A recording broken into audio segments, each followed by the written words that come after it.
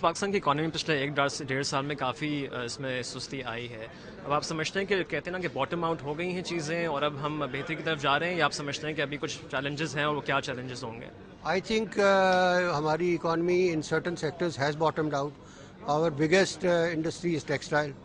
اس میں I do feel the government has brought out a very good textile policy. اور اس کے علاوہ بھی جو ورلڈ ریسیشن ہے it seems to be temporary off, you know. اور اس سے بعد یہ ہوا ہے کہ بہت ساری کیپیسٹی بار بند ہو گئی ہے.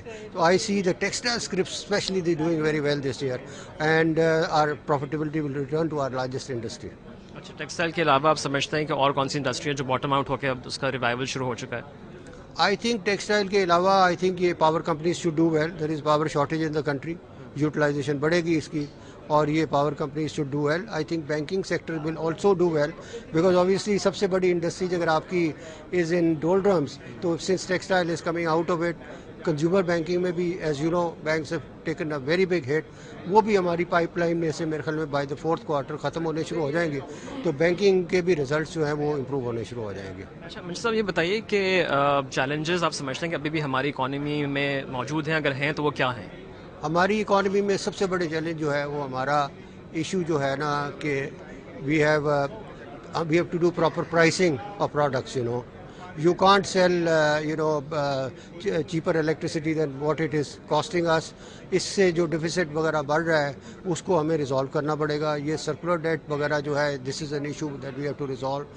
یہ just by financing it will not be over. We have to take some painful decisions on this, and اسی طرح باقی جگہ بھی this hurry to subsidize things, اس کو بھی ہمیں ذرا سوچنا پڑے گا. I do believe that lot of people who have lower income, ان کو ڈائریکٹ آپ سپورٹ کریں, گیو دیم فوڈ اسٹیمپس وغیرہ. مگر یہ جو سستی روٹیاں اور یہ سستی یہ چیزوں سے there is too much leakage, systematic issues ہیں اس میں. تو میرا یہ خیال ہے کہ حکومت کو چاہیے کہ یہ چیزیں جو ہیں ان کو اس طرح کرے جو کہ ایک اس کا ریئل حل ہو. We must look after the poor, and I am a great believer that there is a lot of poverty, a lot of people need help. تو اس کو directly we should go into and help poor people rather than market mechanism کو نہ چھیڑا چاڑی کریں ہم. ٹھیک ہے, اور ابھی آپ نے کامنٹ کیا کہ گورنمنٹ جو ہے وہ $1.5 بلین لے رہی ہے باہر سے, امریکہ سے, اور لیکن پاکستان کے پرائیویٹ سیکٹر میں اتنا دم ہے کہ وہ اس سے بھی زیادہ پیسہ لے کر آ سکتے ہیں. تو کیا آپ سمجھتے ہیں کیا چیز لیکنگ ہے جو نہیں ہو پا رہا ہے اب تک؟ I think we are in gridlock of decision making.